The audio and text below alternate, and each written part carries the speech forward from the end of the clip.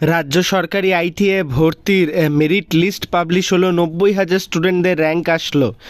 ফেজে হবে কাউন্সিলিং এবং তারপরে আবার কাউন্সিলিংয়ের পরে নতুন ছাত্রছাত্রীরা রেজিস্ট্রেশন করতে পারবে।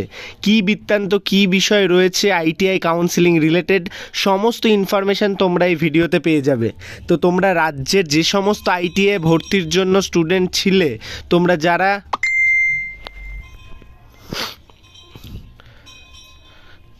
যারা ভর্তির জন্য আবেদন করেছিলে, তোমাদের র্যাঙ্ক কার্ড পাবলিশ হয়ে গেছে এবং কাউন্সিলিং প্রসিডিওরের নোটিশ কিন্তু চলে এসেছে।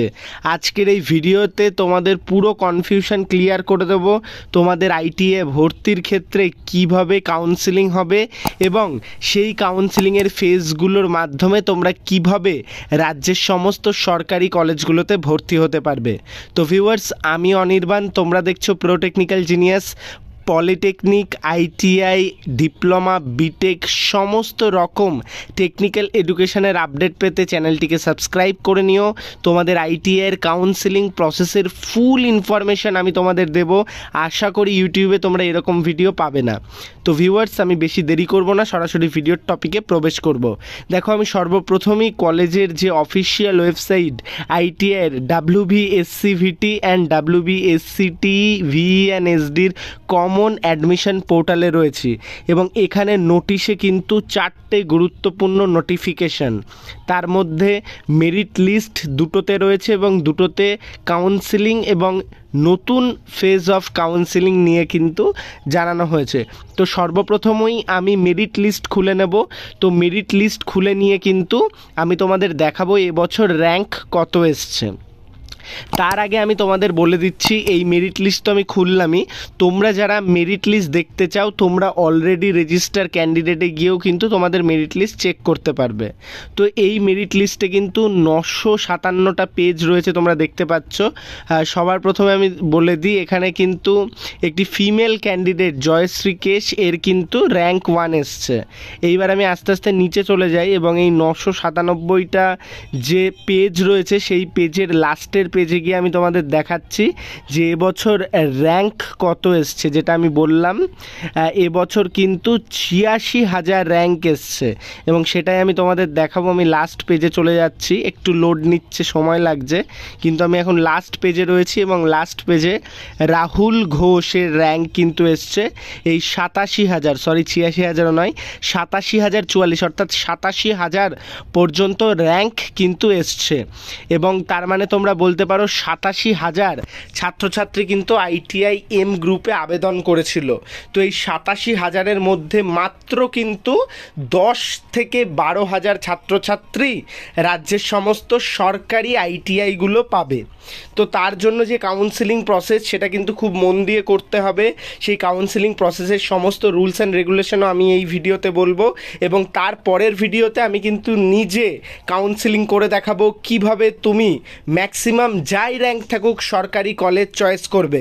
আমি নিজে 2018 সাল থেকে আইটিআইয়ের কাউন্সিলিং করছি, বলতে পারো 6 বছরের প্রপার এক্সপিরিয়েন্স, এবং আমি নিজেও যখন পড়েছি ঠিক তখন থেকে কিন্তু কাউন্সিলিং এক্সপার্টাইজ যে সমস্ত গাইডলাইন্স থাকে সেগুলোকে আমি মেনে চলে সরকারি কলেজ নিয়েছি, প্রচুর ছাত্রছাত্রীকে সরকারি কলেজ পাইয়ে দিয়েছি।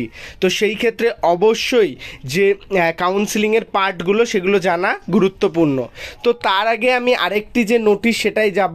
সেই নোটিশে হচ্ছে fresh application for next counselling রয়েছে। তো এই নোটিশটা আগে তোমরা দেখে নাও। তো এই নোটিশটাই কিন্তু জানানো হয়েছে যে রেজিস্ট্রেশন উইন্ডোটা কিন্তু খোলা থাকবে 30/6/2024 পর্যন্ত। এখনও যারা আবেদন করনি তারা আবেদন করতে পারবে এবং এই সেকেন্ড ফেজের, মানে তোমরা এখন যাদের আবেদন করেছো র্যাঙ্ক চলে এসছে, এই 87,000 ছেলে এরা তো আবেদন করছেই, এবং তারপরেও যদি কেউ আবেদন করতে চায়, ধরো আরও 100 বা 500 বা 1000 ছেলে হলো, সেই ক্ষেত্রে রেজিস্ট্রেশন উইন্ডো জুন মাসের 30 তারিখ পর্যন্ত খোলা রয়েছে এবং এইটার যে সেকেন্ড ফেজের মেরিট লিস্ট সেটা কিন্তু 12 7 পাবলিক হবে এবং সেকেন্ড ফেজের যে কাউন্সিলিং প্রসেস অর্থাৎ সেকেন্ড র্যাঙ্ক কার্ডের যে কাউন্সিলিং প্রসেস সেটা জুলাই মাসের 12 তারিখ থেকে 18 তারিখ পর্যন্ত হবে। অর্থাৎ এখন যে 87,000-এর র্যাঙ্ক এসছে তারা তো কাউন্সিলিং করে ভর্তি হবেই যে সিট রয়েছে, তারপরেও যদি সিট ফাঁকা থাকে সেই ক্ষেত্রে এদের কাউন্সিলিংটা কিন্তু হবে এবং এদের র্যাঙ্ক আসবে যদি সিট থাকে। তো আশা করছি সিট থাকবে, কিছু কিছু সিট থেকে যায়। তো এইবার আমি কাউন্সিলিংয়ের অরিজিনাল নোটিফিকেশানটাকে ডাউনলোড করে নিচ্ছি, যেটা তোমাদের কাউন্সিলিংয়ের পার্ট। তো তোমাদের কাউন্সিলিংয়ের পার্ট এই যে নোটিশটা, এত বড় নোটিশ এবং এই নোটিশের মধ্যে কিন্তু অনেক বিষয়বস্তু রয়েছে। আমি তোমাদের যে কথাগুলো বলছি সেটা মন দিয়ে শোনো, তাহলে নোটিশটা অত ডিটেলসে পড়তে হবে না। তো বেসিক্যালি যে বিষয়টা থাকে তোমাদের কাউন্সিলিংয়ের সেটা 3টে পার্টে হয়। নাম্বার 1 রেজিস্ট্রেশন এবং চয়েস ফিলিং, নাম্বার 2 তোমাদের বিভিন্ন ফেজের রেজাল্ট এবং নাম্বার 3 কলেজে গিয়ে অ্যালটমেন্ট নিয়ে ভর্তি হওয়া। এই 3টে পুরো ফেজকেই বলে কিন্তু কাউন্সিলিং প্রসেস। তো এই 3টে ফেজের মধ্যে যে 2টো ফেজ সব থেকে গুরুত্বপূর্ণ সেটা হচ্ছে রেজিস্ট্রেশন এবং চয়েস ফিলিং। চয়েস ফিলিং তুমি যদি ঠিকঠাক না করো তাহলে কিন্তু তুমি যে কলেজ চাইছো সেই কলেজ পাবে না। চয়েস ফিলিং কি? চয়েস ফিলিং অর্থাৎ তোমার পছন্দের কলেজ এবং ট্রেডের তালিকা, এখানে কোনো লিমিটেশান নেই, তুমি যত ইচ্ছা তত দিতে পারো। সাপোজ কোনো একটা ব্যক্তি, সাপোজ বিশ্বজিৎ শিকদার, সে চাইছে যাদবপুর ইউনিভার্সিটি রয়েছে, এরকম আদার্স প্রচুর ইউনিভার্সিটি রয়েছে। তো আইটিআইয়ের ক্ষেত্রে কি থাকছে? টালিগঞ্জ গভর্নমেন্ট আইটিআই বা গড়িয়াহাট গভর্নমেন্ট আইটিআই।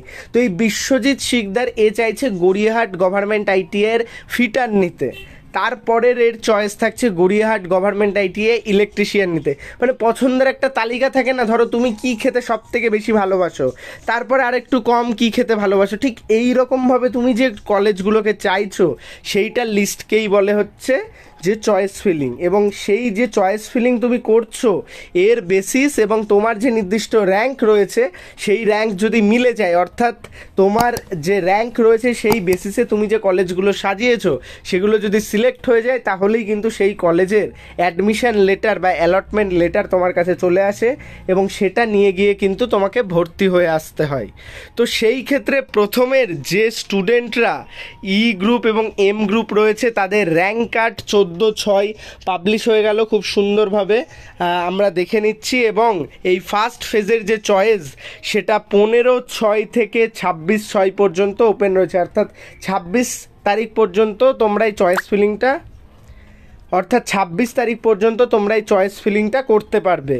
এবং সেখানে চয়েস ফিলিং আমি যখন করব আমি দেখিয়ে দেবো কিভাবে চয়েস ফিলিং করলে তোমরা সরকারি কলেজ পাবে, আমার পার্সোনালাইজ যে এক্সপার্টাইজ যে প্রসেস রয়েছে টিপস অ্যান্ড ট্রিক্স সেটা নিয়ে। এবং তারপরে কিন্তু বিভিন্ন ফেজে রেজাল্ট বেরোবে, অর্থাৎ প্রথম ফেজে রেজাল্ট বেরোবে তুমি সেই কলেজটা পেয়েছো নাকি, যদি পেয়েছো ভর্তি হয়ে যেতে পারো, কিংবা তুমি যদি পেছনের কলেজ পাও তাহলে তুমি অটো আপগ্রেডেশন করতে পারো ওপরের কলেজে যাওয়ার জন্য। তো এইভাবে কিন্তু 2টো ফেজে রেজাল্ট বেরোবে এবং 2টো ফেজেই কিন্তু অ্যাডমিশান হবে। তারপরে কিভাবে কি হবে ওপেন অ্যাডমিশান সেটা কিন্তু জানানো হয়নি। এবং এই যে ডিস্ট্রিক্ট কোটা, ভোকেশনাল কোটা, উমেন্স কোটার এই সমস্ত সিট কিন্তু রিজার্ভ থাকবে থার্ড রাউন্ডের জন্য। অর্থাৎ থার্ড রাউন্ড তোমাদের যেটা থাকবে সেটা কিন্তু তোমাদের যে সেম প্রসেস, ফার্স্ট যে প্রসেস রয়েছে সেই প্রসেসের জন্য। এবং তারপরে কিন্তু তোমাদের ফোর্থ যে নির্দিষ্ট সিট অ্যালটমেন্টের পার্ট আসবে, অর্থাৎ এই 4টে পার্টে কিন্তু তোমাদের সমস্ত কিছু ডিভাইড হবে। আশা করছি কাউন্সিলিং রিলেটেড সমস্ত কোয়ারি এবং নোটিশ দেখে তোমরা ক্লিয়ার হয়ে গেছো। আমি পরবর্তী ভিডিওতে চয়েস ফিলিং প্রসেস কিভাবে চয়েস করলে সরকারি কলেজ পাবে তার টোটাল ডিটেলসে ভিডিও দিয়ে দেবো। ধন্যবাদ। ভিডিওটি লাইক করে বন্ধুদের মধ্যে শেয়ার করে দাও, চ্যানেলে প্রথম আসলে সাবস্ক্রাইব করে নাও।